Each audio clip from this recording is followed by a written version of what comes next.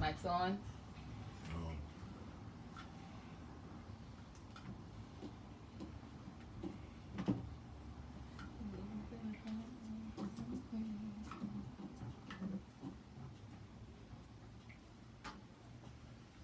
I'm ready. Testing one. Yeah, straight. Testing. Mic check. My mic sounds Put nice. it in a position, because if you move it while it's on, it's making a lot of noise. And if you... Mic check. All right, that's good there. My mic sounds nice. Check one. Check one. Check two. All right, everybody's good. All right, let's go.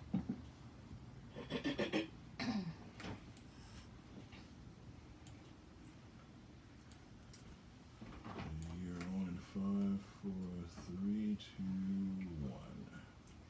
Good evening, YouTubers, Facebookers. You're listening to the Intimacy Chronicles. I am your host, Queen Jackie. Tonight I'm going to start different. To my left, that would be you, sir. Oh, that would be me. Okay. Hello, folks. Rich, also known as Quiet Storm, affectionately known. And to my left, the man behind the scenes, the ninja, our sound guy, technical AV guy, Mr. Sensational himself. Yeah. And then to my right, What's happening, everybody? This is your boy, Dr. Love.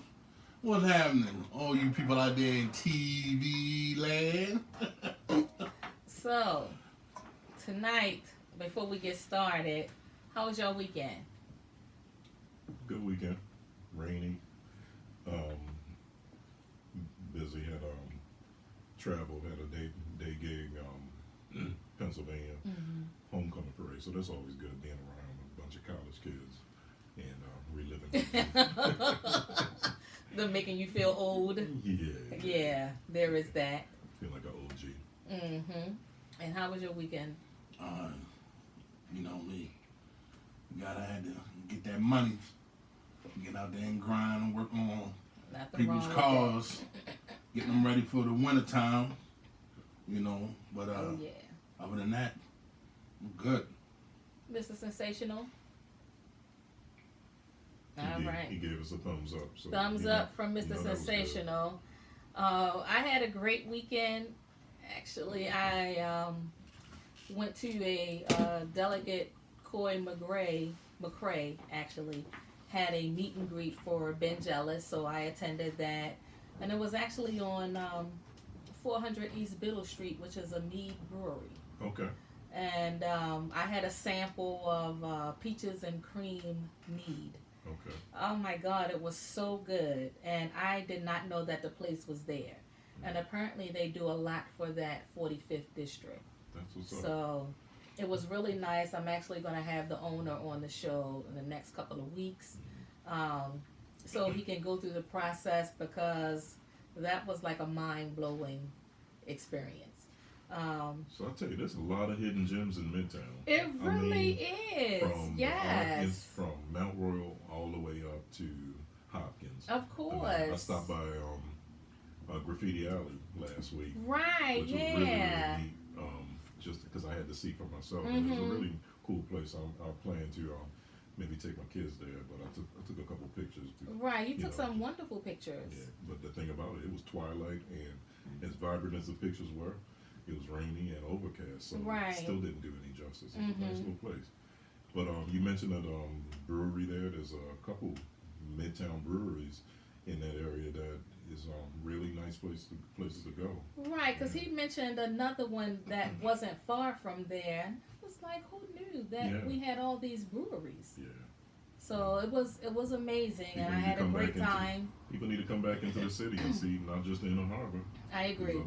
Yeah, I agree. So tonight our special guest will be Robin Carter. She's the owner of a temporary staffing construction company called the Donnie Group. And then we'll have MMA champion Jerome Featherstone. So he just won. He had a fight October 6th, and he won that fight. So I can't wait to speak with him and find out what it was to get him into martial arts when he started out wrestling. So on our topic tonight, we will actually be discussing insecurities and the effects of those insecurities on our relationships. So what I find a lot of times is some of us go into relationships and we don't realize that we have these insecurity issues, and then those issues become or cause havoc in your relationship. So what do you all think about insecurities? Do you all have any insecurities with regards to your manhood or employment or relationship status? It could be a number of things that we're insecure about. I think for me, there was a time I used to think that I was insecure about how I looked, because I wasn't comfortable in my own skin. And I know that insecurity has played a lot in different relationships that I had, and it kind of caused me to be a bit jealous, and it probably wasn't until I started doing some soul searching and just accepting me and all of my flaws that, I started working on that. But it could definitely be catastrophic in a relationship. I mean, I used to be like that myself, where, I just kind of felt like all of the fellas was getting the women, and I was just a tall, at the time, slim guy, wasn't no female saying nothing to me, so, but at the time, I was also getting husky, getting big at the same time. So when I started looking at rappers like Biggie and Heavy D and, Gerald Levert and Luther, I got into my own swag where I'm like, you know what? Okay, I'm in some new skin. Right. Right. Big men are sexy.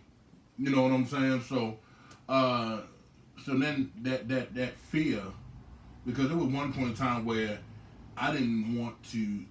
I would never say nothing to a woman. I'd be so I would be so scared of the rejection, turn down. Yeah. But then when I got into that new skin, that big man, flaunting skin, what I'm saying? That big and sexy, big and tasty kind of thing. Big and Big and tasty. Yeah, big and tasty. I got into my big and tasty mode. You know what I'm saying? Next thing you know, it was like, I'm not afraid to talk to no woman. You know what I'm saying? Now, as far as insecurity, I mean, I'm faced with insecurity. I get insecure when a woman at Subway don't put enough toppings on myself. I think didn't I say olives? You know what I'm saying? I mean, but I got some other insecurities, but I think we all, from one time or another, have some kind of insecurity. I think the thing is to not let it overtake you. Right. But for those that haven't figured that out, how do you? For me, I kind of had to look at where I was at that time in life. And I had a whole lot of other things going on that was a big factor. So, hey, Angela, who else? Robin, Shirley, and Eric, thank you for joining us. I think that you have to get to a point where you tell yourself you are good enough. You have to love yourself and your flaws. Don't look at them as negatives. Embrace them and know that you have the power to overcome that. It's not always so easy, though. Definitely. It takes time, and you kind of have to snatch the sheets off yourself. one thing that I do with my 10-year-old granddaughter, we talk about our bodies, you know, and I always want her to feel like that that her whole body is beautiful. I don't want her to look at herself and like, oh, I'm ugly, because maybe she might not be, when she's older, appealing in somebody else's eyes. But as long as she's accepting of her body, it wouldn't matter what other people say. And I think that we kind of get caught up in other people's opinion of what they see, but we have to accept who we are. And I think that's sometimes where we fall short, because we're so worried about what other people think. Quiet Storm, you've been quiet, so what do you have to say on that? Well, don't look up in the Twilight Zone. I don't think anything's up there. Y'all see it? I need answers from the angels. You know what? I mean, you made a good point about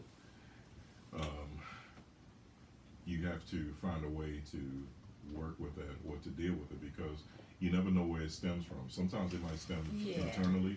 It might be stem from an abusive relationship. That's true. You know, where that somebody instilled that into you. But we all have insecurities to a certain degree. But if it's a situation where it affects your relationship, yes, it can be catastrophic. Oh my God, yes. Or if it's mine, it could be cute. You know, but I remember. I mean, I've always been, as a kid, you know, I've always been a naturally comfortably shy person. And it was my dad who said, literally, he said, it's not enough. There's no room in this world for a shy young black man. You know, and that's at 13. And I'm, you know. So sometimes I hear stuff like that, and I kind of, you know, I deal with my insecurities that way. In relationships, as men, it varies from relationship to relationship. Okay. And sometimes, like as men, we want to make sure, we want to feel as though we are the man, the best, and this, and so sometimes we have insecurity brought onto ourselves, self-imposed, about what we are doing and what we're not doing compared to the history. And is it healthy? No. Can it work to make you a better person? In cases, yes. But if you let it consume you and be part of the relationship, or if you let it dictate your decisions on how you relate to your person, then it can be. It could be, definitely. Hi, Chicklets, love you. That mojito. Chicklets, that's a Christian name. My business. I think that when we have, you know, in my teenage years, you know, your body's changing, and you start to feel like the ugly duckling sometimes, or like for me, I think I started developing breasts at 9, but then some of my friends already had big boobs, and I'm like, well, why my shit look like buttons? And theirs were like, first name Benjamin. Hi, Bridget. So, I mean, like, we do comparisons with our bodies, like, damn, her shit sticking out there, mine's still little. You know, and I remember when I wore my first training bra, I was so damn happy. And I remember saying, I got on the bra, but still you know, they were still in training, and some of my friends were in the big girl bras. You know what I'm saying? Wow. So I, you know, kind of felt insecure about that. And do men go through that? Like, if y'all are in the boys' room and your soldier might not be sticking out as long as the other soldier, so do you... I'm a grower, not a shower. Do you all think like that?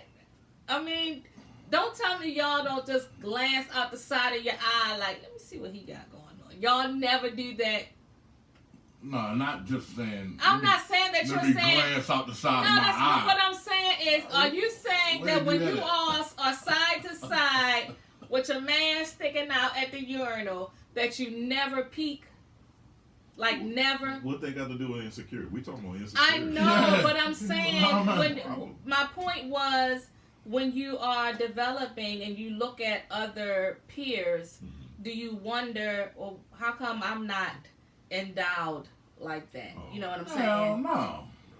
No. I mean, as women, I think a lot of times we went through that. Like, are you comfortable with yourself at 13? No, you're not. I mean, I see. There probably was a stage in your life where you look and compare. I guess. Right. That's what I mean. Yeah. Middle school or something, but I can't really recall. Giving it twice a thought.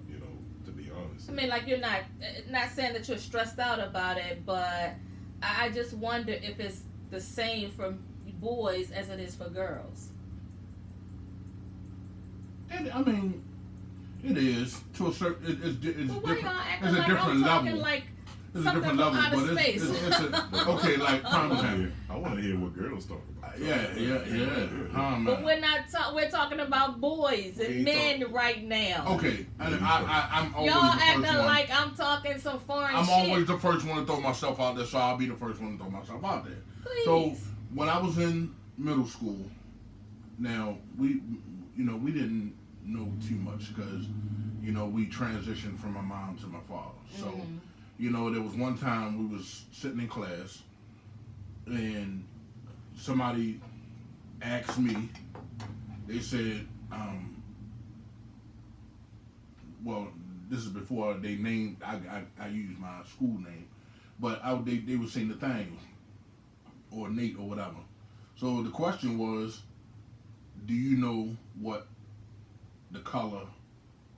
What they came on? What's the color nut? Oh yeah. So somebody yelled out, he probably don't even know what the color nut is, cause he probably ain't even fucking himself. Probably ain't fucking the damn self. So the whole time, I'm sitting in my mind like, what is the color nut? What is nut? Like I'm not understanding these terms. I'm young, so I'm not understanding these terms. Of course, yeah. So I said, I don't know what made me just say it. I said, it's clear.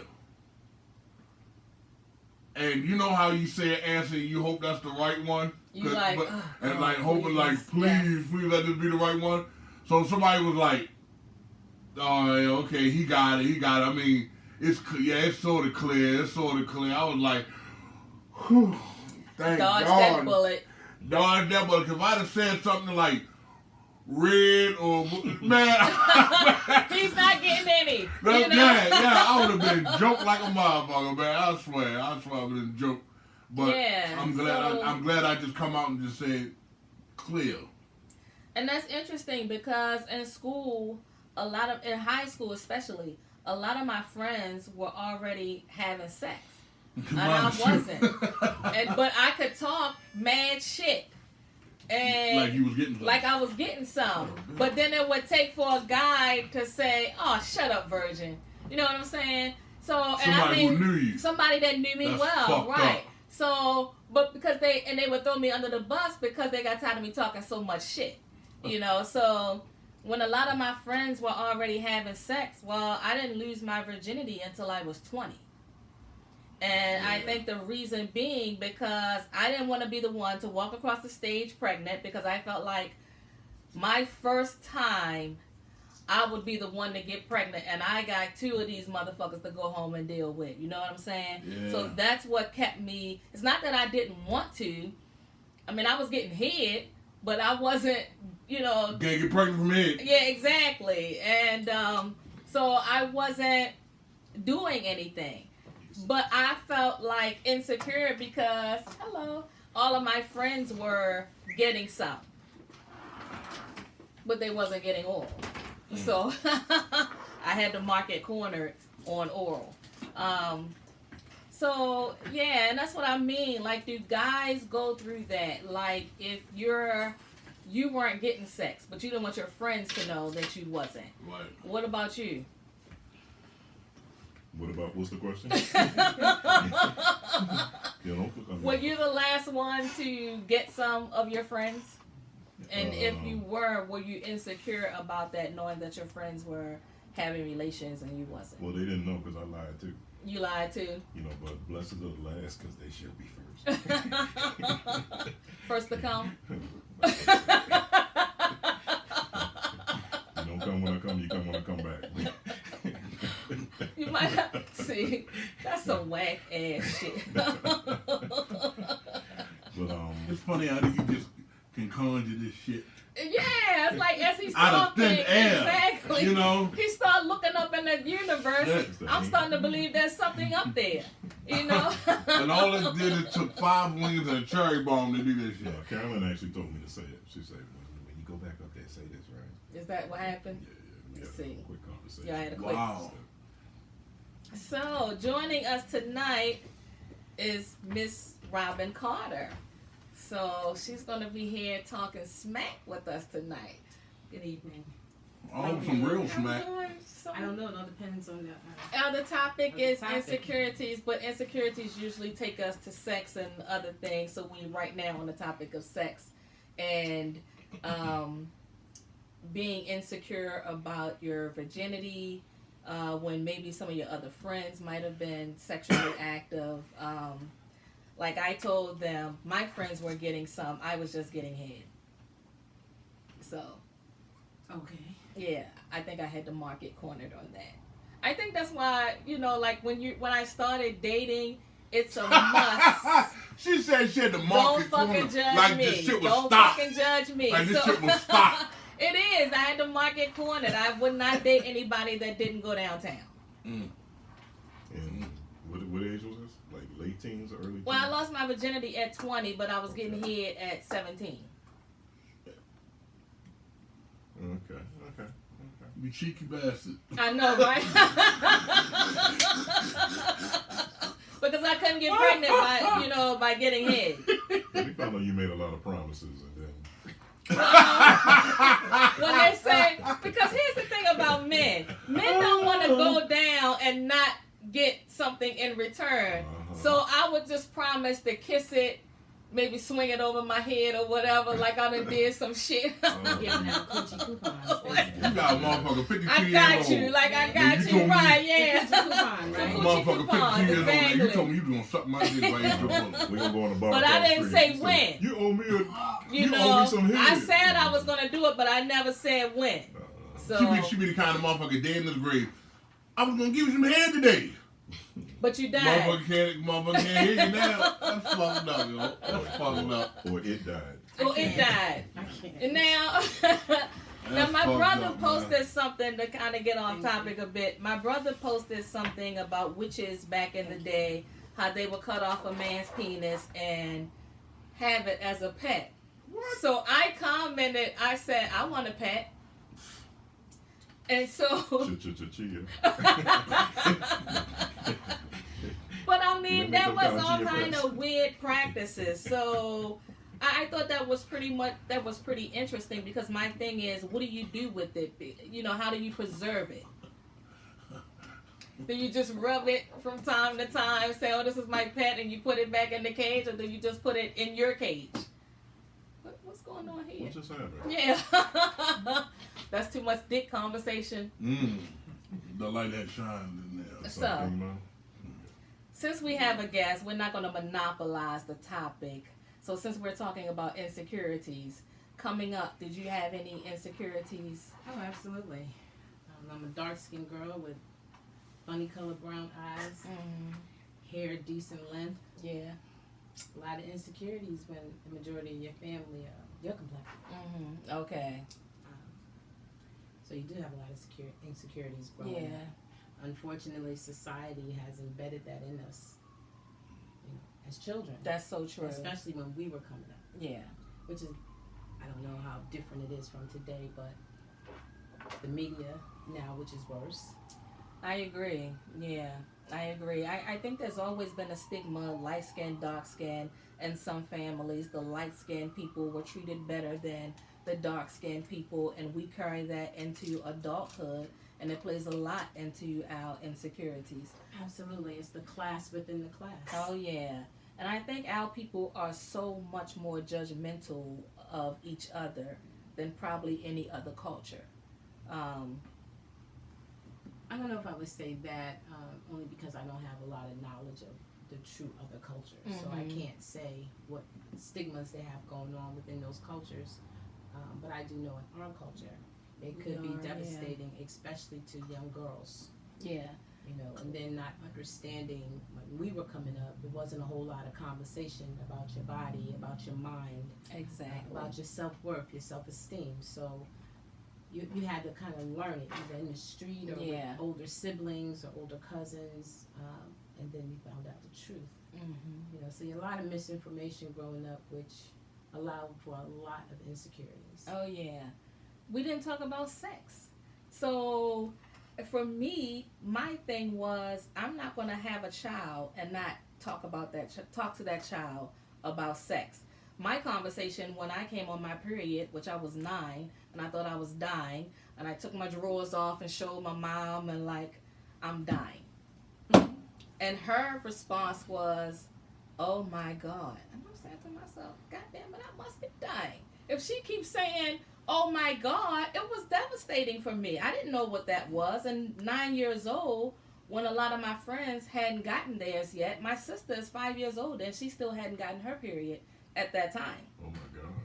Right. So I'm 9. I like to play with boys. So the extent of the conversation was, "Oh, you can't play with boys anymore. Oh, wow. Here, take this big boat and put it in your drawers." You know what I'm saying? Because the pads were so damn long then. And I'm like, "What is that? It's sticking out the back and it's sticking out the front." That was a 3-course combo. You could bleed, take a piss, and take a shit at the same time. I'm not with you. See the difference when we were coming up. You know, you got to remember that our mothers only gave us the information that they had. Exactly. So hopefully, with our children, we broke that chain. Yeah. And we provided the correct information so they're aware of their bodies and understand the cycle and understand that you can still play with the boys. Exactly. But she made it seem like, probably because I play with a lot of boys, you know, you're going to get pregnant if you play with the boys. Are you saying that I can't play football and baseball and I can't play, well, I like 7-Eleven. So you're saying I can't do I can't do all of that? Yeah, you can't play with the boys anymore. But I said when I had my child, be it boy or girl, we were going to go into a deeper conversation. So my granddaughter got her period at 9 as well. So what we did, myself, her other grandmother, and her mom, we sat around and just told stories of how we felt when we got our period, the extent of the conversation. It was like a little party, you know, because you have to do better. You definitely have to do better than what was done for you. Even with my son, you know, he wasn't going to grow up not having a very intense conversation about sex. So when I knew he was ready, I showed him how to put a condom on. You know, I think that we have to get in front of these stigmas because we handicap our children when we're not disclosing information. I agree. And having sons as well, making sure they had condoms and talking to them and just understanding how to respect a woman. Exactly. So it's just important. Let me ask you guys this. Now going through it, well, let's say you have to revisit this again, going through your first experience with that awkwardness about sex, periods, and change of life. Me having a 14-year-old girl who beautiful,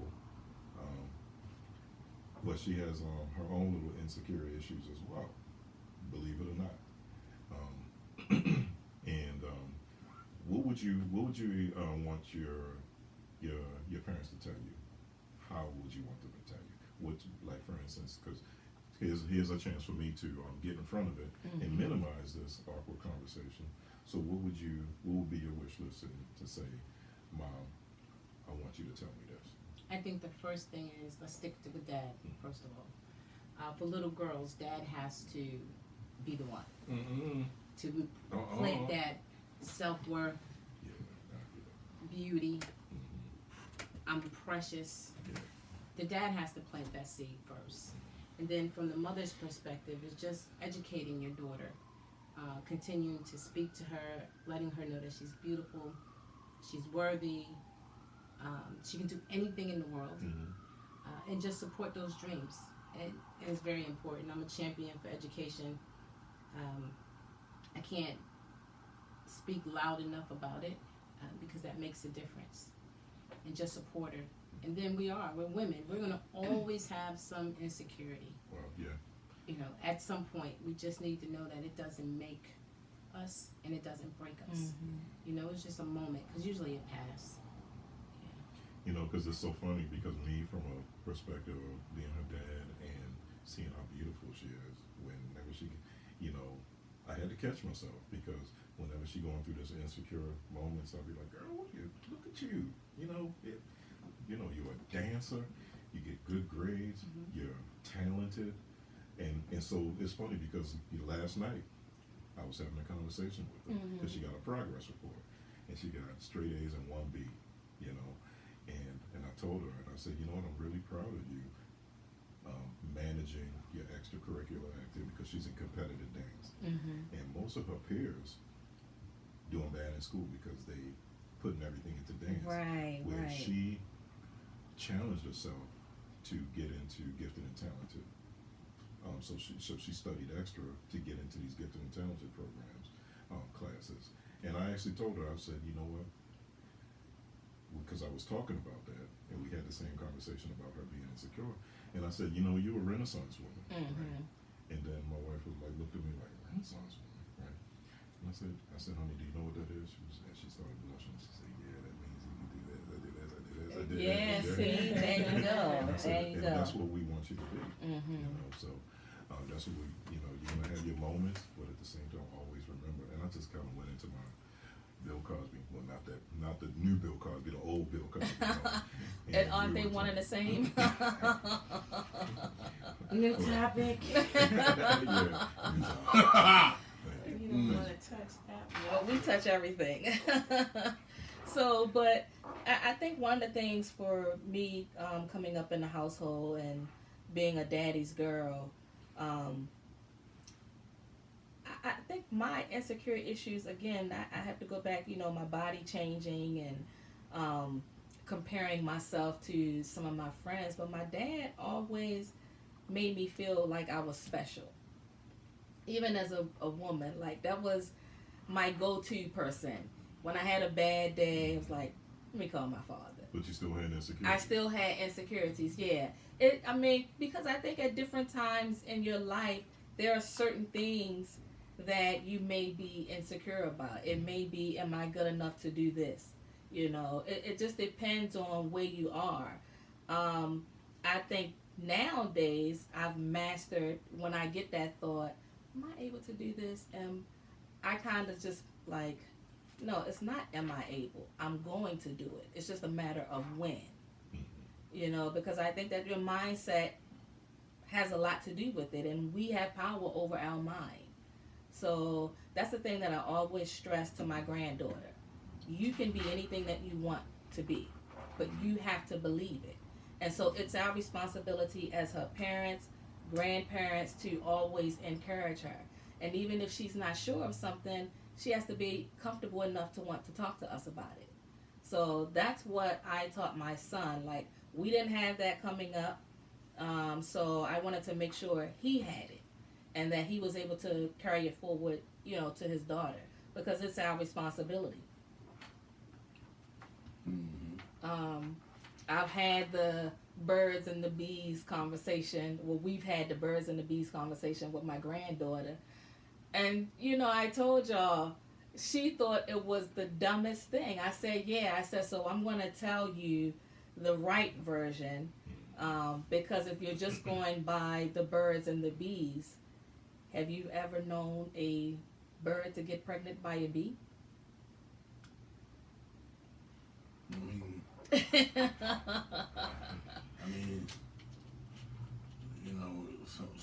Some women like that masculinity, that long thickness, Oh, So maybe the bird was liking that stinger.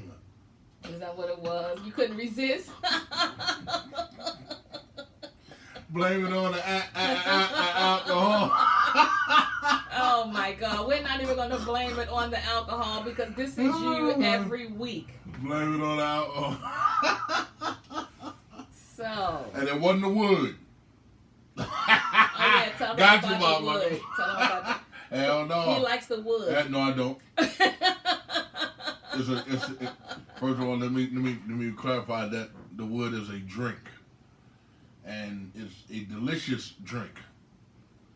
I don't like the wood in some of you nasty ass minds, but it's the Intimacy Chronicles. it's a good drink. Shout out to Terra Cafe, you know. But I when it comes down to like talks and stuff, like I had one major conversation with my daughter, and I think I just came out the door with it. Yeah. Straight to her. I said, "Look, come here." And she's 11. Like she's standing like 5'9" at 11. So I just came straight to her. I said, "Listen, I always want you to know that you're a queen. You're a princess. You feel what I'm saying? You know, you are somebody." I said, "You never let a man degrade you. So you never let a man call you a bitch." Now, I don't know why I came. I think I heard from the movie Notorious when I guess Big told his daughter that you never let a man call you a bitch, you know, and you know. I think she kind of looked at me like, "Daddy, like you just cussed," but I don't care. Making a point. Yeah. I'm making a point. You know, I don't want my daughter to ever feel like that. You know, I mean, yeah, there may be some women who've been victim of that, where they just guy got upset and they just decided they want that's the first thing they want to say. But I let her know you never let a man call you that, and even if that does happen, you know who you are. You know, point blank. You know, so. But and then after that, just call Daddy. The bone crusher. Yeah. So how do we instill that same thinking in our young men? Well, you let the men know. You let the little boys know.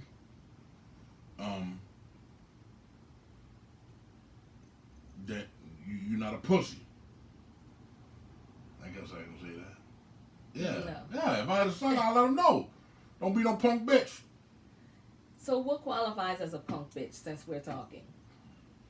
When women like you come through, well, girls like you come through and make broken promises talking about if you eat my pussy, I'll suck your dick. Fuck that. Fuck that. No, on the Don't serious fall for that note, shit. though, I mean, the same way we're trying to... It's called 69. Anyway. That way both of y'all get it. The same way we're trying to make sure that these young girls feel valuable, how can we, and I think that's her question, how can we educate these men or these young boys coming up to treat the women the way they're supposed to be treated? Well, first of all, you know, like my mom raised me and my brother, so you know it was things that she taught us. Number one, how to hygiene. You know, never put your hands on a woman. I think that was one of the. I think that because of her experience, like that's the one thing that she had instilled in me and my brother. You know, never. You know, no matter how much she make you upset, you know, you don't put your hands on a woman. You treat a woman like a queen. And those are the things that even till now are still stuck with me. You know, young men are not being taught to open a woman's door, her car door or the store door or whatever, you know, or pull out the chair. I don't even think fathers are teaching their sons that anymore. Well, some. Yeah. You know, it's just. I mean, like, my mom was when we was coming up, my mother was my mother and father. She'll tell you that. I'm your mother and your father. So the things that my father should have been teaching us came from moms. When we got with my father, we thinking that we gonna learn a new stage of being a man. And this the only thing he said was he decided to have sex, wear a condom, and date older women.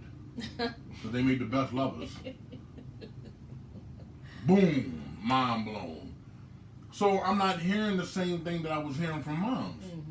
you know, about, hey, you know, don't put your hands on a woman and open the car door and, you know, treat a woman with respect and all that. These are things that came from moms, you know, because moms was in an abusive relationship with my father. So, you know, I don't know. I mean, I guess I'm open ears because all I have is one child. So I don't have a son. But if I did have a son, you know, I would teach him the things that he need to learn. You know, to be able to carry himself as a young man. You know, it's kind of hard. It's kind of hard because see, if we had boys, like you got one son, so it's kind of hard and easy. But when your first child is a girl, and that's Boys all, are and not easy. that's all you have. I'm glad that I had that my first was a boy because there was no I'm need just for me saying. to have any more. I wanted a boy. I got my boy. I was done because that shit hurt. I didn't want to do it anymore. And I So- wanted 2 boys. And I had them. And I wanted them 4 years apart, and they're 3 years, 11 months, and 18 days apart. I was good. A little girl, I don't even know. I have a granddaughter. I just don't know what. So you have a girl, I have a granddaughter. granddaughter. My son has a daughter. Okay. I have a granddaughter. Very different. Yeah, because See, girls I'm are a swoop emotional. in, and I'm gonna hang out with her for a day. We're gonna go shopping. We're gonna do everything that I couldn't do with my sons. You know, we hang out at the mall. Yeah. We're gonna talk about every and anything, and then I drop her back off. So it's a big difference between having a daughter Okay. and a granddaughter. Okay. You know what I mean? It's a big difference. But I would say this, by having my first two kids were girls, and then I have a 10-year-old son, right? My oldest is 21. Then I have a 14-year-old, and then I have my 10-year-old. But don't what you said, the things that you do, don't underestimate leading by example, because even though you have a boy, Right. you have a girl, Yeah. they still seeing a woman, or they seeing how the woman is supposed to be treated. Like for instance, when I take my son with me, he sees my actions and deeds, and we got this thing where we get 5 thank yous a day from random people, right? And that could be holding the door, that could be doing something and looking for nothing in return. So at the end of the day, I'll say, how many thank yous you get? And I'll say, what'd you do? He said, well, I held the door and I did this and I took this from my teacher, right? But that is examples, man. Yeah, You know what I mean? It ain't no absolutely. lecturing or anything like that. He sees, you know, or your daughter's gonna see a man going to work every day and providing, and they see that. Yeah, I mean, lecture, you do have to have the talks, but never underestimate what you're doing on a daily basis and being a strong woman, because then that boy is gonna see what kind of woman they're gonna need in their life. But I can guarantee you that my son's had a great example of a strong woman, and my granddaughter just asked for her own lemonade stand. There you go. She want to have her own business like her father and her yaya. Yeah. So at the end of the day, I agree with you about making sure that you portray the right image in front of your children, your grandchildren. But more importantly, going back to your question, I'm still yaya. And I'm still going to come in, and I'm still going to just have all the love and the kisses and the hugs, and then I'm going to give you back to your parents. Yeah. But more All right. importantly, she also knows that her father and her uncle graduated from college. As black men, that's very important. So she already know the importance and the value of education. She speaks Spanish. She's 6. You know, understanding what our culture and our communities are turning into. So there's some subtle ways to make sure that we ensure that our children and our children's children are on the right path. Yeah. And part of it is just doing what we do. You know, it doesn't have to be rehearsed. Right. You know, you have a special moment with your son with the 5 thank yous, and you know, I speak to my oldest son almost every day, and I'm just real grateful that they have a sense of wanting to have their own. Yeah. That's You it. know, they understand the difference between a career and a job and a legacy. You know, and those are some of the things that we have to also find a moment to put in there. for our children, because a lot of our kids are like, oh, I just want to graduate high school. Well, what are you going to do after that? Just graduate high school. But see, $10 or $12 an hour is a lot of money when you live with your parents because they don't have any overhead. So yeah, that could be my goal, because you're going to pay all the bills. You're going to pay the mortgage, the light, the water. You know, I'm going to use your laundry room, your detergent, your toiletries. You know, so we just have to like make sure that we be very honest with our children coming up. Yeah. Because I break it down even deeper. Okay, so if you make $10 an hour and you work 40 hours a week, that's $400 minus the 30% the IRS is going to take, minus this, minus that. So now you only have this. But this is what you really make. Right. Now divide that into 8 hours, and that's how much you make an hour. So do you want to be worth that? So all of those little subtleties pile on and make men and women women. But I'm a firm believer that a father is the one who makes that daughter special. You know, because I can't do it as the mother. Not like a father can. Because the father is going to show a daughter how special she is, how unique she is, how her body is her temple. And the man that she's going to emulate is going to be her father. Yeah. You know, always. And the same with sons. You know, understanding for me, and I get a lot of conversation with this, for me, I can't be the dad. I can only be the mother. I can never be a father in my son's life. You know, never. So what I have to make sure is that I teach them my part of it. And make sure the father is in a position to teach them his part. Meaning, we're not together, but we don't bash him. You know? Right. We don't do that. Because at the end of the day, the children are innocent, but they take on that feature. They take on that responsibility.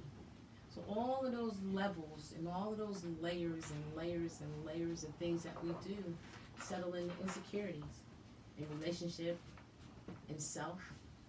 You know, not just from man to woman perspective, just with picking friends. You know, you have to know how to be a friend and have a friend. Yeah. So how you doing? Hello. I'm great. What's going on, everyone? Nothing much. So joining us tonight is MMA champion Jerome Featherstone. So how are you? Thank you for coming. So, tell us about your last fight, because I know you won. Yeah, I did. Oh, But you trained. You trained a lot, yeah. Yes. I've been training for a while.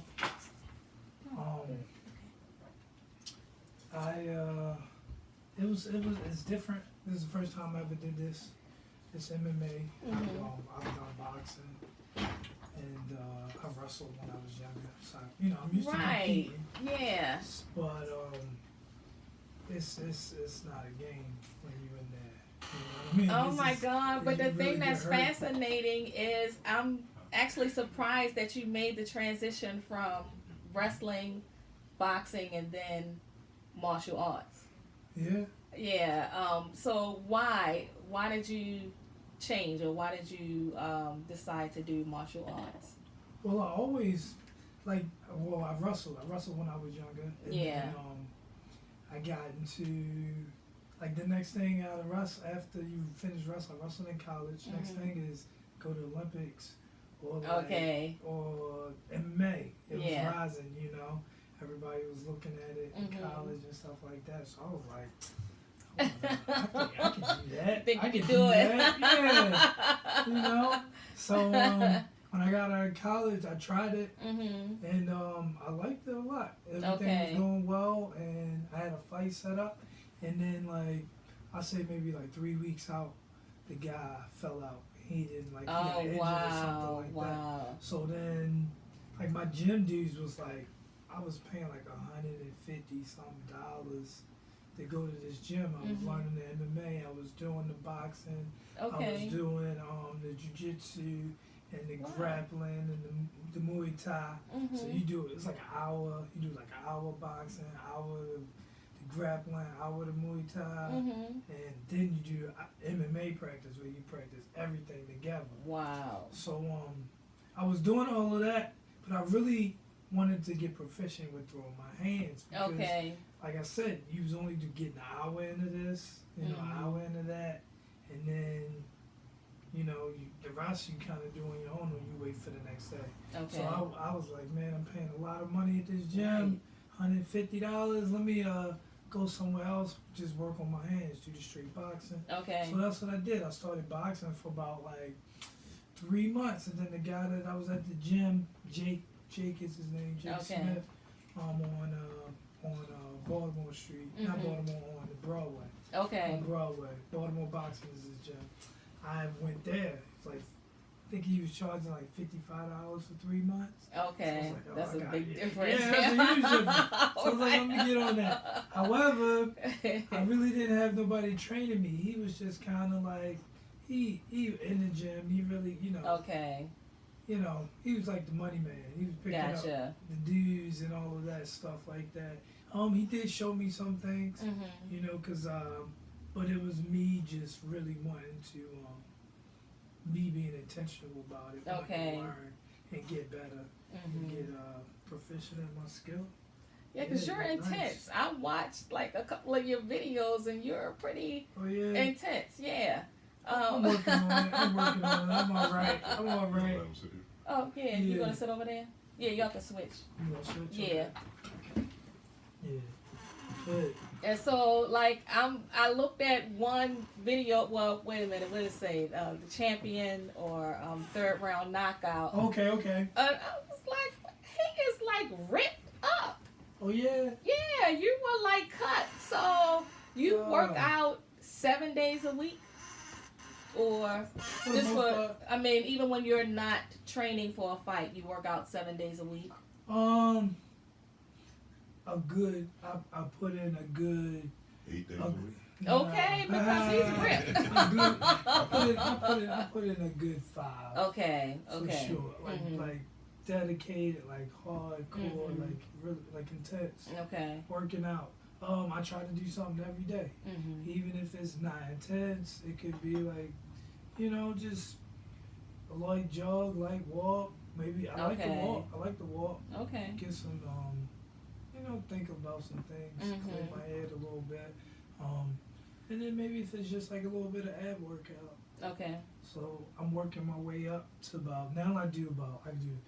I'm working my way up to 30 minutes straight of complete ab work, just straight non-stop. Right now I'm up to like 15 minutes. Okay. That's what I was doing in this training camp. I was just, after I do my, do my cardio, do my road work, and then I go hit the bag and stuff like that, and then after I hit the bag, I work on my technique, whatever I'm doing for the day. Okay. I get my abs in. Okay, gotcha. And it's all about consistency. Right. Whatever you do, it's all about being consistent. So what would be your advice to younger children that want to become martial artists? How would you encourage them, or what advice would you give to them?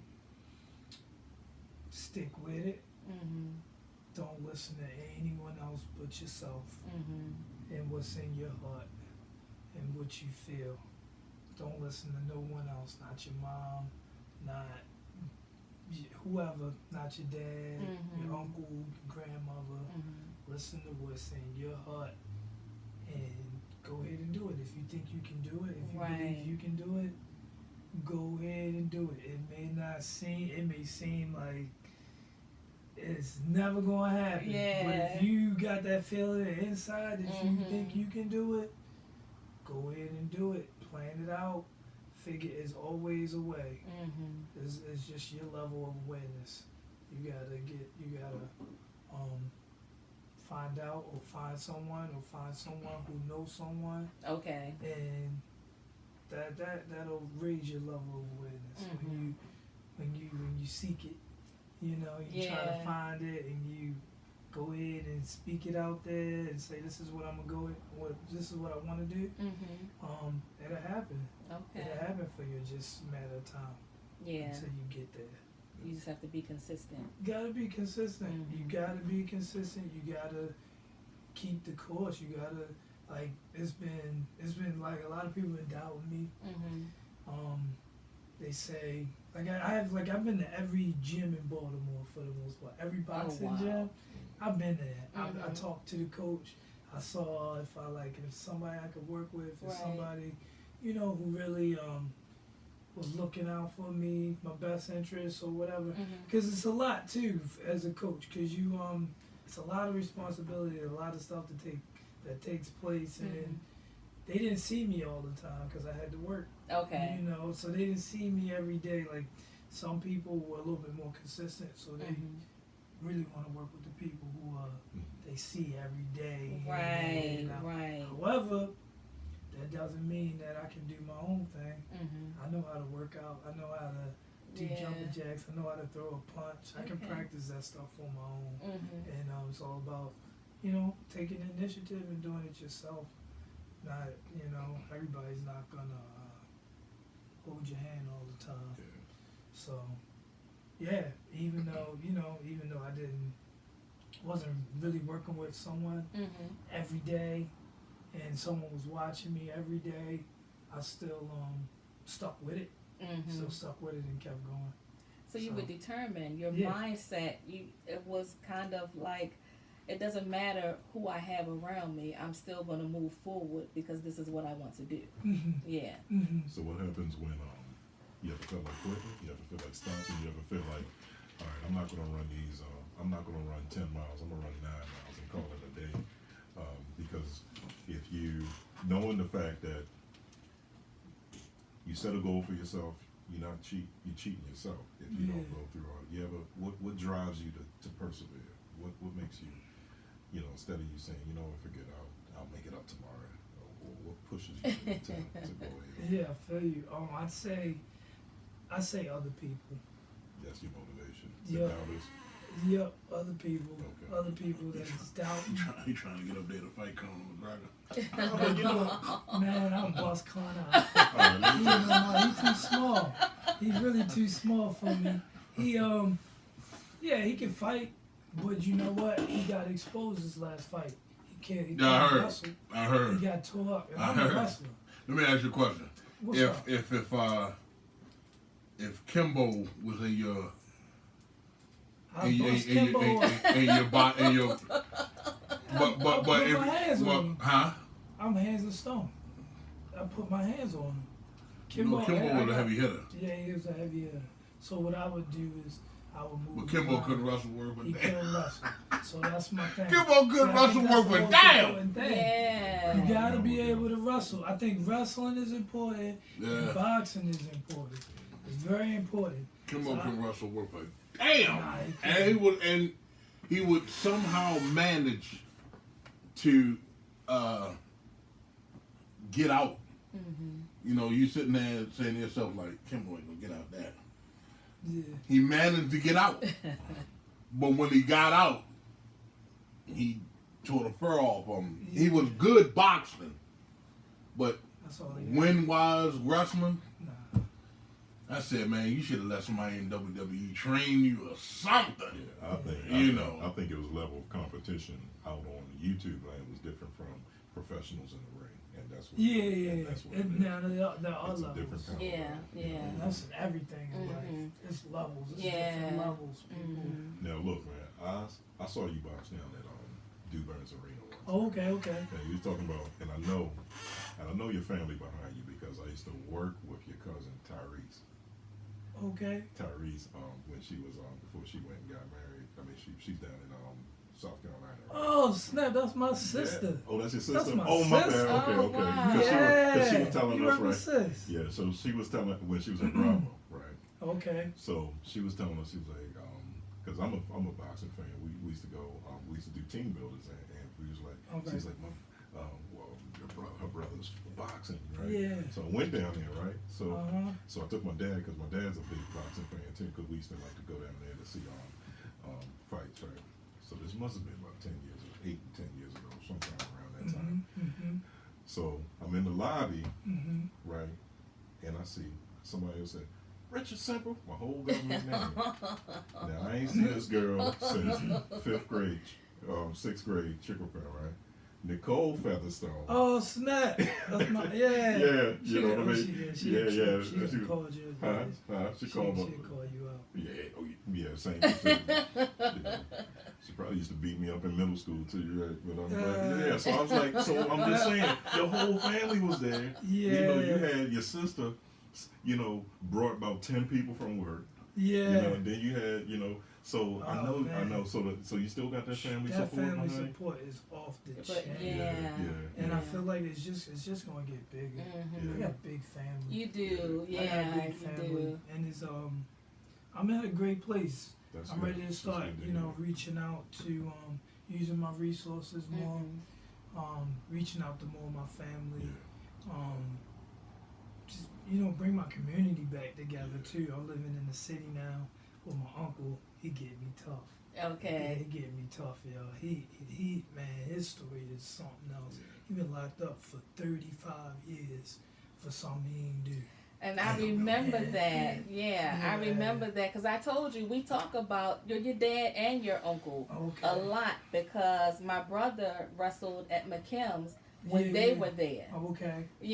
So, and your family has always been close, but your uncle was a beast. Yeah, so I hear. Oh my God! It's like when you. He was even better than my dad. Oh yeah, when you watch, because they called your dad Big Featherstone. So when you watch them, but especially your uncle, he had that fire. Yeah. Didn't nobody mess with Featherstone? That's what I hear. That's Oh so my God. Yes. That octagon and represent. Yeah,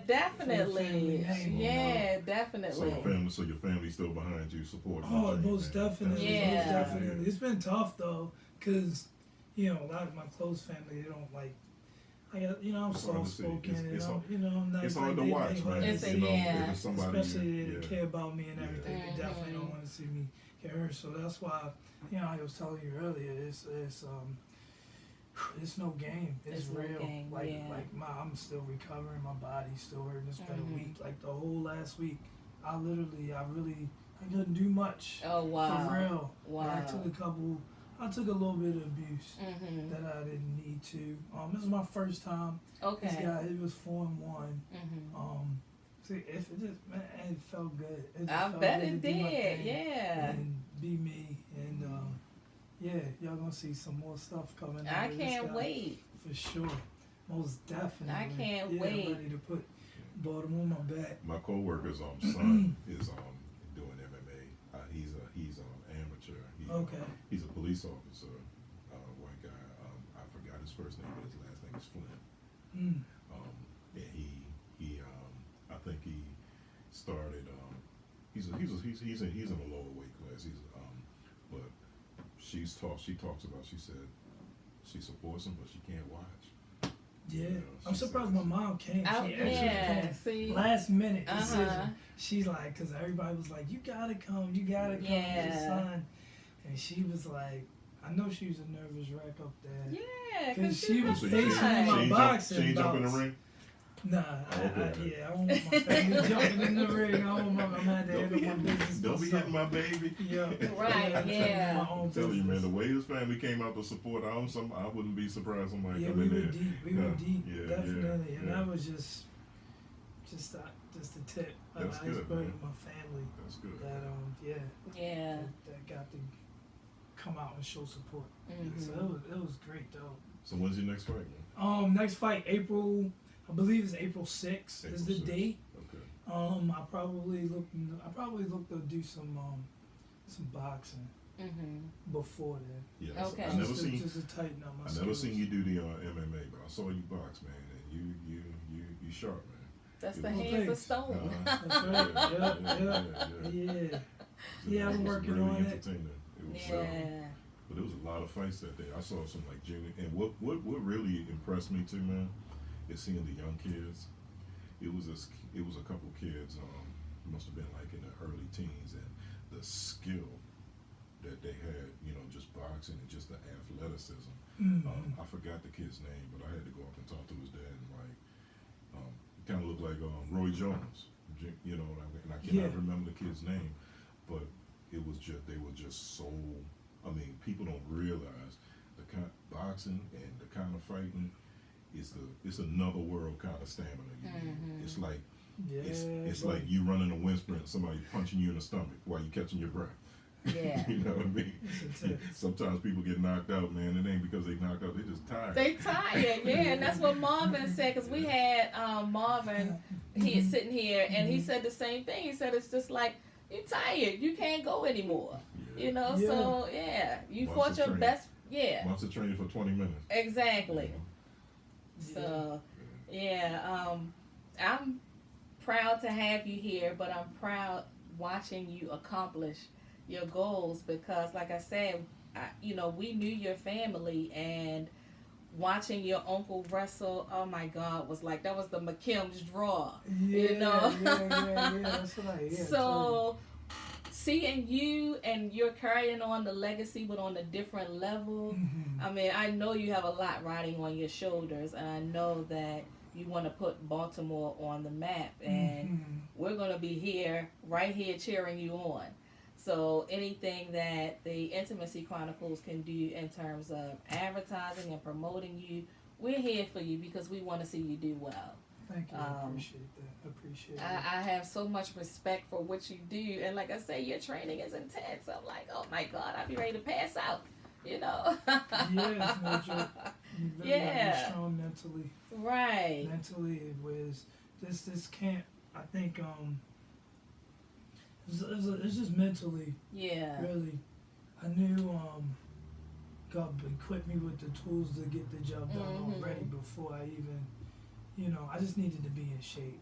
Okay. I had to be in shape. Like you said, that wind go away from you. It's too much. It's too much. Yeah. Too much. Your body was like, nah. If you didn't put in the work and got yourself in a good enough shape, like, you're going to have a tough time. So I did that. I made sure that I was in shape. And I was already ready to roll like a week or two before the fight. It would mentally, I had to prepare myself. I slept a lot. Okay. I did a lot of sleeping. It was a little weird. I didn't. That was to prepare, or just recovery. Okay, recovery because I'm a little older now. And I mean, I started like these guys who are big in the game, as far as like your boxing and MMA. Well, as far as I know, like boxing in Baltimore, like Javante, like Tank and I'm not sure about Travis Rivas, but like Malik and Lorenzo Simpson, those guys, they've been doing it for years. They got the muscle memory and that repetition. So they got to be in shape too. Oh yeah. But at the end of the day, it's all about that consistency and having that muscle memory and being able to, just revert back to what you've been doing. Okay. Like, it's like it comes to a point where you're just reacting, but you got to be in shape. Right. You got to be in shape to be able to withstand all of that. But I started a little late in the game. I'm like, I started 26. Okay. So I'm about good 19 years that I've been really dedicated myself to trying to be the best fighter I could be. And it's been tough, and like life takes its toll. Yeah, sure. Work and social relationships and just How do you balance? How do you find balance? How do I find balance? I just, it's all about prioritizing. Yeah. And, and figuring out, because a lot of times we do what we what we want to do, but not what we should be doing. That's so you know true. What I mean? Yeah. But just prioritizing, really making that tough decision and knowing like, hey, I need to be doing this today, and I need to do that first, and not wait, put it the last minute. But I'm all about right now. My main priority and focus is my fighting career right now.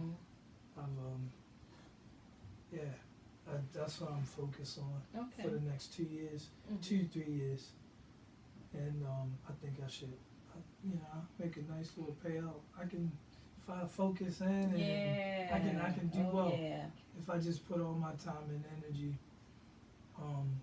A lot of my time and energy, because I don't know. A lot of people say you need to just focus on one thing, but I feel like it's a little bit of this and a little bit of that.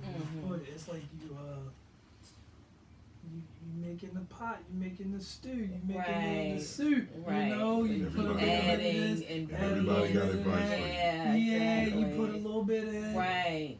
And then when you feel like it's ready, then it's ready. But you know, I'm still figuring out some other avenues that I want to create some cash flow for myself. Okay. And I'm enjoying life though.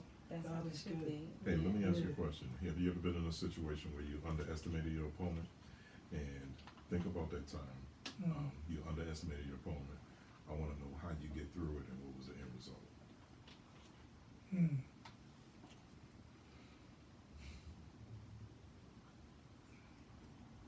I mean for these 60-minute questions. I underestimated my opponent. Well, you thought you prepared enough. But. Yeah, it was. I wouldn't say I underestimated. I underestimated what I know. Like I should be doing. Yeah. Okay. Put it that way. Like so, I lost to. He's from Baltimore too. Kid's Kevin Oddly. He's a professional fighter. I think he might be like 4-0 right now. Lost him in the amateurs. I think that was like my only real loss. I broke away from what I was doing. I started working with a coach out in Ricestown. I forget the name of the gym. So what'd you learn from that experience? So the deal was, the guy wanted me to, I knew how to lose weight. I cut weight all my life since I was like, since I was like, 5, I was probably like 9. I was probably like 8, 9 years old. I started losing about 6 to 8 pounds. I was losing that weight to compete since when I was like that young. And so I'm used to cutting weight. I'm used to cutting weight. But I listened to this guy, coach, because I just wanted to, I don't know. I wanted to, like, at the time I was learning how to box, I wanted to soak everything in. Right. I wanted to be the best I could be. I wanted to get as much as I can. I'm taking all the meat and throwing away the bones. I'm going to this gym, I'm going to that gym, because that's here or there. So, anyways, he wanted me to be on no meat. Like he wanted me to like just fish and like vegetables and fruit and stuff like that. And I was like, I don't know about all that. He was like, well, this guy does it, and I'm like, well, all right, I'll try it out. I was like, maybe give me some different energy or whatever. Like you trusted your coach. Yeah, I trusted him. I listened to him, and I lost that fight. I just didn't have enough energy. I was ready. I was very prepared mentally. I just wasn't there physically, and I just underestimated the fact that like I know underestimated myself. Like I knew what I was doing. I know how to make weight. I never miss weight. You know, like I'll just do it my way, and handle my business. But I don't know. I guess humble myself a little bit. I learned though, but it's a learning. It's all about that, especially the amateur background. It's all about learning and figuring out what works for you and what doesn't. Yeah, because boxing has a lot of parallels to life, man. Because you know what it said. Mike Tyson said, "Everybody got a plan until you get hit, right?" True. So when life hits you, you know what I mean. All the things that you plan, you gotta suck it up. Like do all the things you were talking about, like persevere, run that extra mile. Yeah. Train and not cheat yourself. You know, because if you do cut corners, you're cheating yourself. So it's like I link boxing with, or the preparation for boxing with a lot of correlations with life. Yeah. And so that's why I wanted to, ask you that, because I know that not every situation is going to end with a good story, or even when you win, you learn, you get learning experiences too, because you're like, okay, man, this guy had me, this guy caught me now. Yeah, Now I'm scared, and now I gotta find that I only could see through one eye, and now Right, and I gotta yeah, figure you out how learn. to dig You deep get in popped. one. Man, you don't have to tell, man. Yeah. I tried boxing, and after the second round, Uh-huh. the dang on gloves were too heavy for me. Yeah. I'm looking up there like it's Yeah. Bootney Farnsworth, man. You know what I mean? Yeah, And then all that technique that I'm like this now. You know what I'm saying? It I'm goes looking out up the to you. window. All that technique, and I'm like, I was first round. I'm like, shuffling. You thought you was I about was to do Ali. something. Man, that stamina, Yeah. that stamina, man. I'm Yeah. like, Yeah. this is a different kind of conditioning It is. for boxing. You It catching your is. breath and somebody popping you in the head Mm-hmm. while you gasping for air. That's crazy.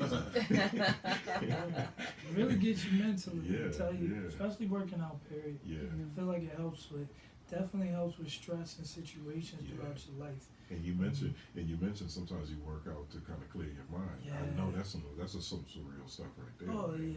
yeah. Morning runs and Mm-hmm. it's almost like meditation, Mm-hmm. right? When I'm going through stuff, Yeah, get them running, and I you just zone out. rack up. Yeah, get Yeah. like 6 Yeah. miles like that. You ever run and finish running, be like, how the hell I get here? Yup, Huh? couple times. Yeah. You catch an Uber back because you don't even know where you're at. So, He laughing like, yeah, I know exactly what you're Yeah. Let So me what- ask you a Oh, question. sorry, So, I wrestled in high school, okay. heavyweight. Yeah. So, and then my brother, he wrestled for Randallstown. Okay. So now he's a police officer Mm-hmm. over at Poly.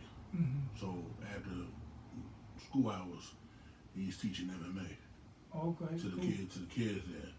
So my question to you is now, MMA is supposed to be, something that you learn how to do or whatever. Mhm. Do you think that some of the kids now these days are learning it to use it as a way of defense because of the bullying situation? Like, they're not using it to say, okay, I know mixed martial arts.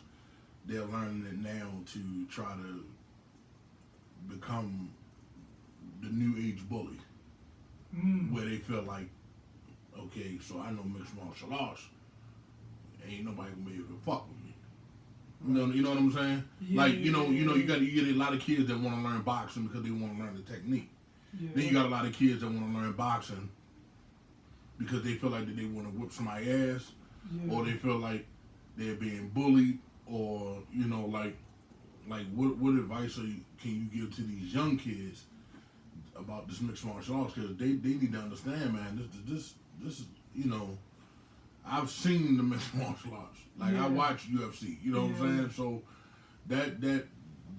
the win is one thing, but when you get caught with a knee, when you get caught with a punch, when you get that's some serious shit right there. You know what I'm saying? It is serious, and I'd say to the kids that's involved in MMA, like it's all about it's not you don't want to like hurt people. Mm-hmm. You don't want to hurt the person that you're working with, because then who you going to have to practice with? You feel me?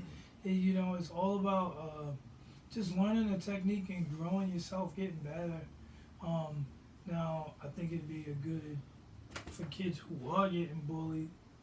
I think MMA would be good for them to know a little something, have some self-confidence in themselves, Right. and they can stand up for themselves and not get pushed over on and stuff like that. That's tough, that whole bullying thing. I mean, because I got bullied when I was younger, and shucks, I was told that I was a bully too. Not really, I don't know, just not. I guess maybe from getting bullied, maybe I've kind of like taken on the characteristics of a bully when I'm just like, I guess, being like overly aggressive Okay. with my friends and stuff like that. Thinking things are funny when they not. Like, it's not funny. You know what I mean? They not playing. And yeah, but I think it's a good discipline for a lot of people to learn, especially in our community too. Because I mean, you just need to be working out. They don't want to work out. They don't want to walk. They don't want to they, you know, they don't want. They're not eating right. It's important, you know. Like, absolutely. And it helps you with your mental game. Helps you to speak better. Help you just like be a little bit wittier when it's time to like answer questions and like think about some serious situations, some serious things. I never met too many boxers who were in the game that were bullied. I hear more stories where they were being bullied and they kind of get into it for self-defense or for get into it for that. Because for the most part, everybody I met who was in the sport been like, they have that. I'm talking about people that's really into it. They got that, you know, laser focus. They're soft-spoken and they got this quiet persistence about themselves. Like, you can mess with me when I want to, but my hands are registered lethal weapons. Right, yeah. I put these hands on you, it's all over. Right, you know, exactly. bro. Yeah, you gotta watch out for the ones who don't like. Yeah. They don't say much. They just sit in the back and chill out. Yuma Reed sat in here like quiet as quiet. I was like, man, this man probably could snap me in two if he really like it. You know, it's the confidence. It's that right. That you know, I see it in you as well. It's the confidence that that permeates. You know what I mean? And it looks like, you know, when I look into a person's eyes who's, you know, been a boxer or who's doing that, I see adversity, I see strength, I was like, man, you got a lot of stories to tell, you know, and, you know, and it's like, and not only about the sport, it's about life too. Yeah, man. Yeah. It is. There'll be another show. Yeah. So Featherstone story. See, exactly. So what advice does your uncle give you? Kick ass. Yeah, he definitely did. Like, that won't be out there making y'all look bad, right? Exactly. Oh, he be leading on. You got a name to represent. Most definitely. Featherstone and Mayweather. Exactly. Acting like a little punk. He be calling me all different types of days, letting me know. But for the most part, like he tells me how I guess my self-image. He tells me how incredible I am. Oh, wow, that's amazing. He tells me, he say, man, you like you the man. He's like proud. You are the catch. You got it going on. I love and, that. Like, you need to know that about yourself, man. He said, "You the man, but you don't forget, you're still a pussy, right?" Right. Yeah, exactly. He said, "I But still you know bust what? your ass." Yeah, exactly. Yeah. But you know what that's called? That's real because it's like it ain't no sugarcoating, you know, and it's like he could tell you that, but you know what the spirit is behind that. You know, just like any mentor-mentee relationship, it's like, okay, this is real talk, you know, or if you go up there and you act a fool and you don't represent, he's gonna tell you. Oh, and yeah, he's know gonna be the difference. first one to tell me. He gonna put you in that wrestling move. Yeah.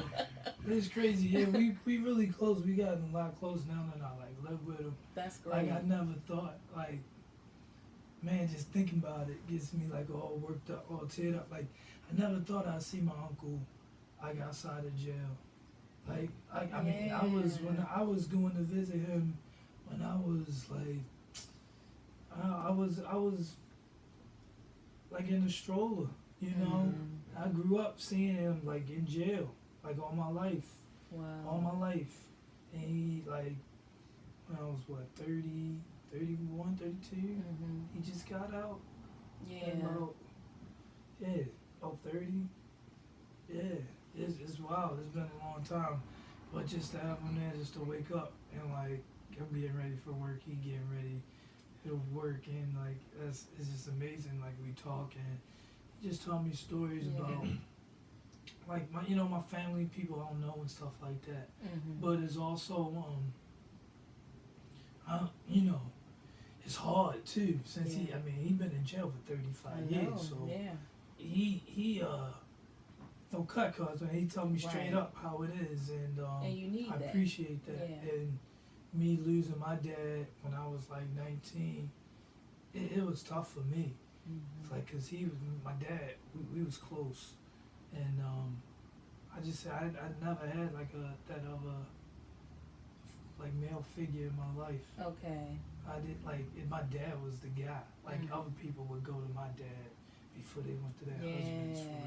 My dad was like that man. Like his funeral reception was crazy. It was huge. Yeah, I'm sure. But he like I don't know, just like this, that I guess that male figure that I know I can trust, I can lean on his word. Like I know he can, he's gonna tell me now. Everything someone tells you, you know what I mean? You gotta check, you still gotta do your due diligence and do your research and just don't go off of anyone's word. That's true. But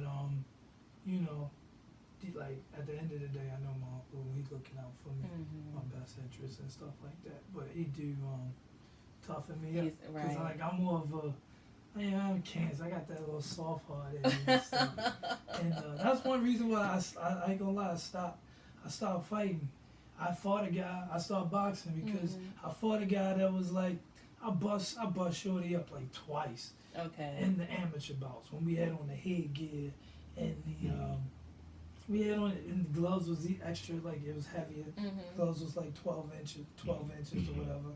And I knocked them out. First time they stopped it. Second time I just like I knocked dude out. Then like I was supposed to fight him pro, and like my fight fell out, and then they had to give me a replacement, and they gave me this guy again. And this guy was just like, we had to weigh off, and we would stand doing the face off. He ain't want to fight me, and I was just like, I ain't have it in me just to whoop his tail like that. You feel me? Like I just like I don't know. Maybe if I was a little younger, had a little bit more, my bite in me. Right. When I was younger, then I dust them off like it ain't nothing. But just like scary, going man, through life. Because you can't, I ain't no trainer or anything like that. I'm definitely not a professional. But you can't go into a bout like that without that being 100%, because then you might end up being hurt. No, it's not a game. Yeah. This is not a game. You can get hurt. Yeah, so that's why I was like, man, I need to stop. If I ain't had that killer, because you gotta have a killer instinct. Right. Well, you gotta have a killer mentality. Let me ask you this, and you don't have to answer it if you don't want to. Your sister Tyrese. Yeah. Can she still kick your ass? I'll doubt that. Okay. she would say she could. She would say she could. She would say she could. Yeah, but that ain't happening, sis. I still say that about my brothers. Like, sis. Look, you see my teeth here? She did that. Oh my God. Yeah, she did that when we was younger. Yeah, I'm serious. She punched me right in my mouth. I don't even know why she hit me.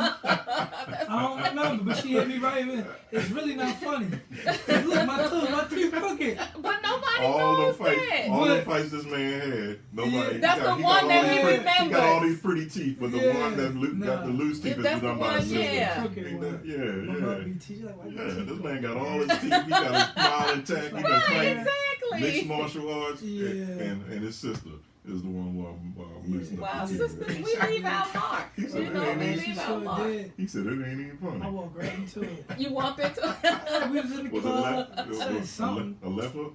I said something. I think I said like, yo, nap your head or something like that. Oh, you can't talk about that. Yeah, I talked about her head or something like that. She beat her head. She like, blah! Beat her Oh head? my God, you can't do that. The kitchen in the back. Yeah, she's in the back. Oh, yeah, Sorry, Tyrese. Wow. I thought you with a right hand. That's that sibling love. I'm telling you. You ain't get one back. Oh, No, you don't hit no girl. But you know, like I said, I love that family support because when I was there, you know, I was like, man, this whole family came out. It was right down DuBois Arena, which is a good place to watch. Yeah. If you ever get a chance to watch some good amateur and local, you know, talent. Yeah, I love the fact that you know your family supports you like that. Man. Yeah, because you know she was at work. She was like, come on, you know, I'm thinking it was your cousin, but come watch my brother. Come watch my brother, man. It's like a gang of us from work went down. Yeah. That's awesome. Yeah. And I saw you. I was like, oh yeah, you know. And I think you were. I don't know if you were the main event. I think you were one of the last ones, but you know, like my dad.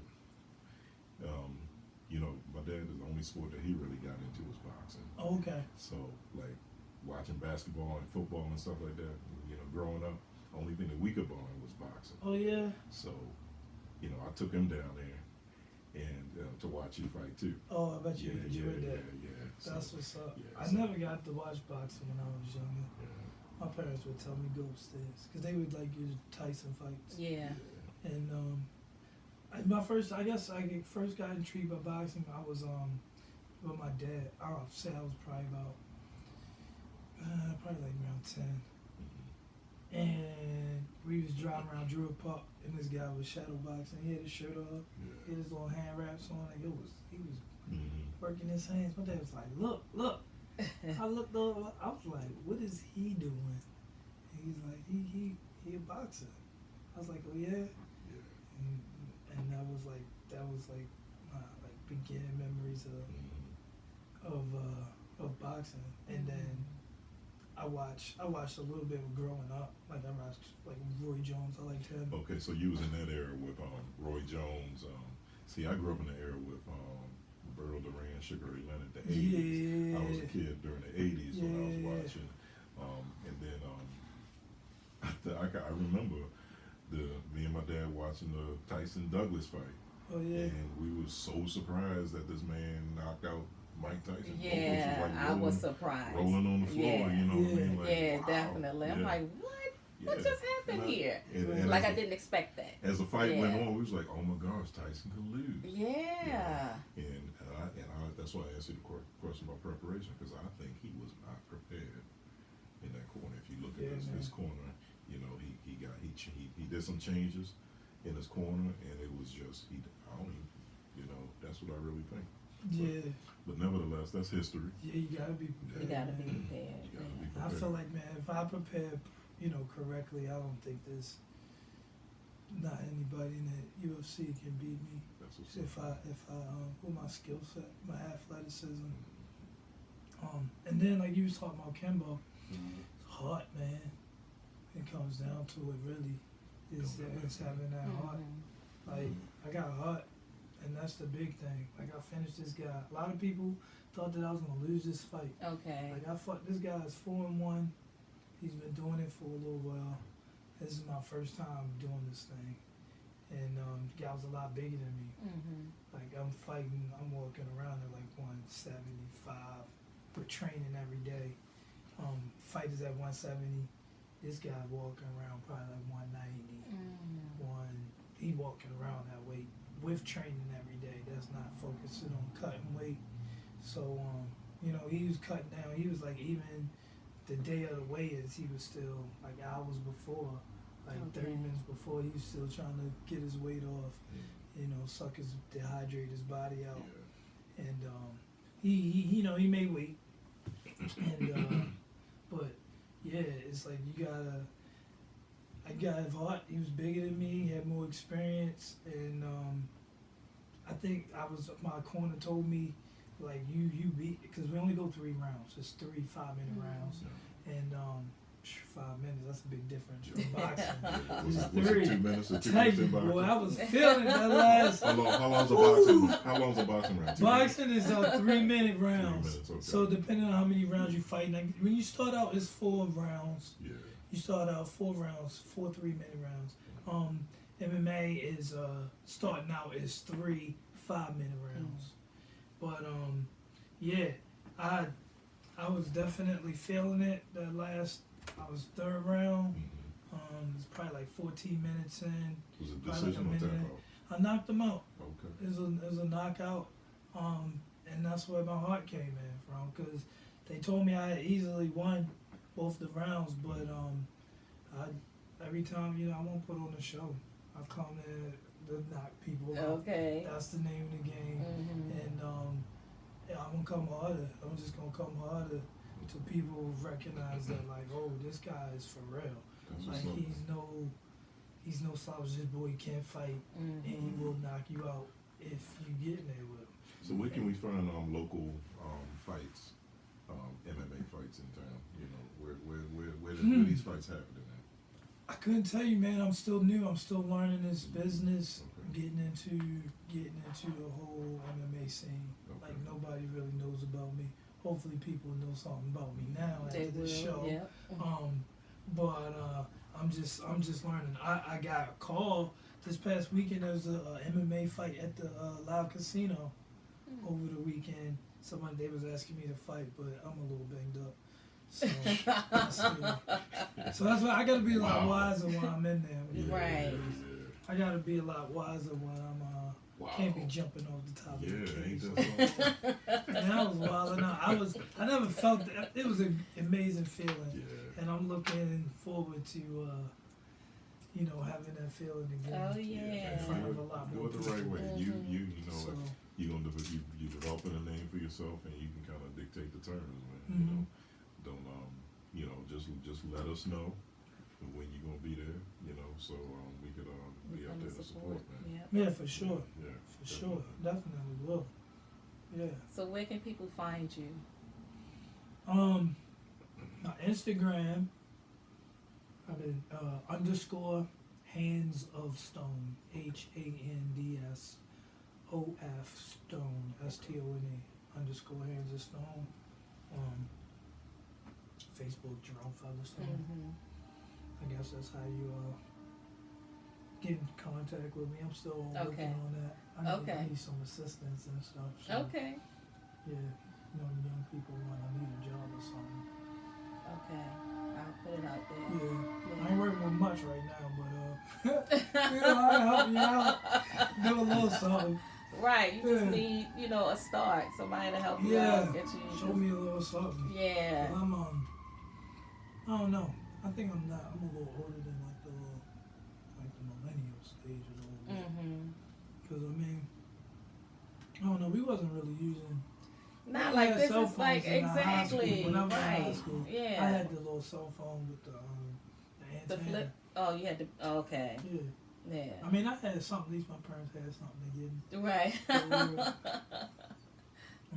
All right, I just sent you a friend request. I'm looking at your page cool. now. What does 1% better every day mean to you? Oh, cool. So I saw this guy on Instagram, and it inspired me. His name's Ricky Lundell or something like that. And he was squatting every day.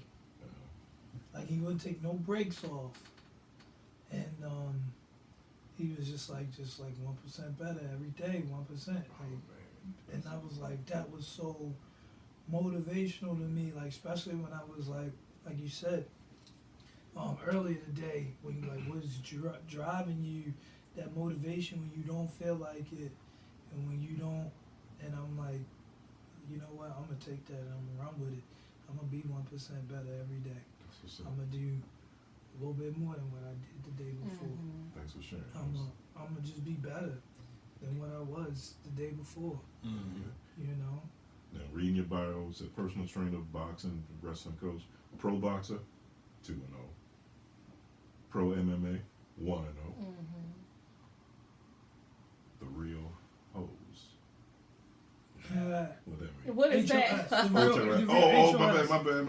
HOS, Hands of Stone. Oh, okay. Oh my God, really? Really, man. I'm like, what? How do I go to that? Right, yeah. What?